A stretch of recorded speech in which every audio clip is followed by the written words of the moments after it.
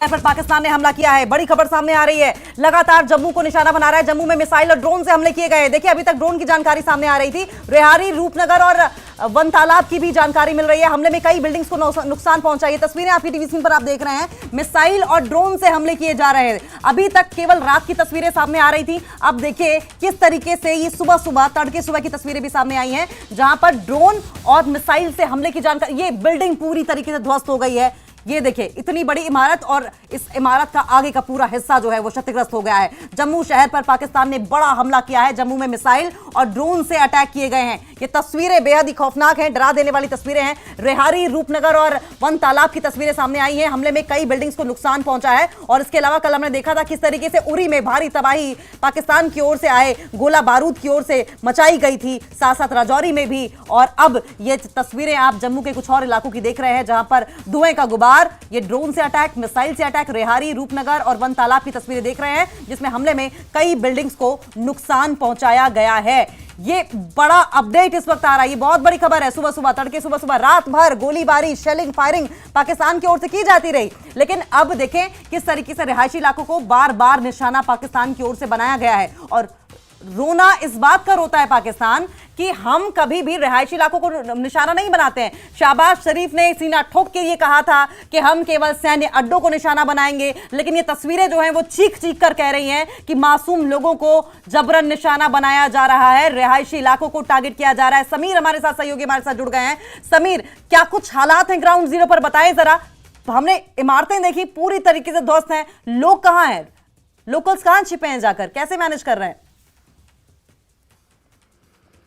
देखिए, बिल्कुल आपने सही कहा। जिस तरह से रेजिडेंशियल एरियाज़ को निशाना बनाया है पाकिस्तान ने, ये उसकी बौखलाहट का निशाना है। और अगर मैं जम्मू की बात करूं तो जम्मू में जो खबरें आ रही हैं उसके मुताबिक रूपनगर, बनतलाब, रेहाड़ी और अभी जो खबर आ रही है कि दुमाना में भी एक मकान को नुकसान पहुंचा है। तो जो शेलिंग और एक्सप्लोजन्स हुए हैं, और अभी भी जब मैं आपसे बात कर रहा हूँ तो एक और एक्सप्लोजन हुआ है। कंटिन्यूसली ये एक्सप्लोजन देखने को मिल रहे हैं। और मैं आपको बता दूं कि जम्मू को टारगेट किया जा रहा है, सिविलियन पॉपुलेशन को टारगेट किया जा रहा है। अब उसमें कैजुअलिटीज कितनी है उसका, या कोई क्या इंजर्ड हुआ है या कोई और हुआ है। लेकिन समीर, आपकी आवाज थोड़ी सी कम है, अगर संभव हो सके थोड़ा लाउडली बोलेंगे क्या?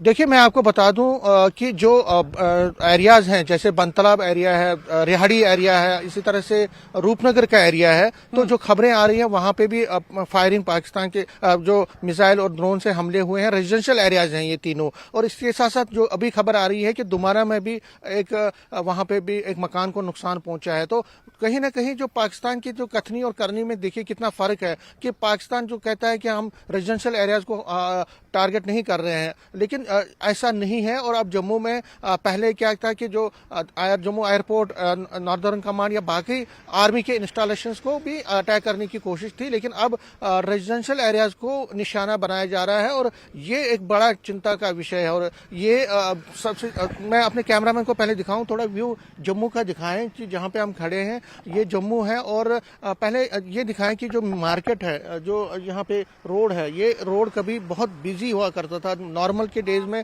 यहाँ पे बहुत एक्टिविटीज होती हैं, लेकिन देखिए आज हालांकि अभी सुबह है, लेकिन बहुत ही कम लोग बाहर निकल रहे हैं और बहुत ही कम लोगों की मूवमेंट है, क्योंकि एक तरह से खौफ है, एक तरफ से बहुत ही ज्यादा इस वक्त पैनिक है। और पैनिक बहुत ज्यादा होता है। और मेरे कैमरामैन दिखाने की कोशिश करेंगे आपको कि जो जम्मू का व्यू है और जो सारी जो परिस्थितियां हैं उसको थोड़ा बहुत हम ये कहेंगे कि इस वक्त जम्मू जो है, जम्मू में ब्लैकआउट पूरा रात भर था। और जब मैं आपसे अभी बात कर रहा हूं तो अभी भी आवाज़ें सुनाई दे रही हैं। और जो एक्सप्लोजन्स की आवाज़ हैं ये कल शाम को 8:15 को शुरू हुई थी। और रात भर ये एक्सप्लोजन्स, ये जो धमाकों की आवाज़ रुक के, कभी कभी रुक के और कभी कभी तेज़ चल रही है। और इसी बीच जो इंटरनेशनल बॉर्डर है, देखिए आरएसपुरा का सेक्टर है, उसमें अब्दुलिया जगह है और बाकी सेक्टर्स हैं, वहाँ पे भी ज़बरदस्त पाकिस्तान की तरफ से फायरिंग शुरू की गई कल शाम को ही। और हैवी शेलिंग जो रेजिडेंशियल एरियाज पे की गई। और ये मैं आपको बताऊं कि जो आरएसपुरा आरएसपुरा जो है बिल्कुल सटीक है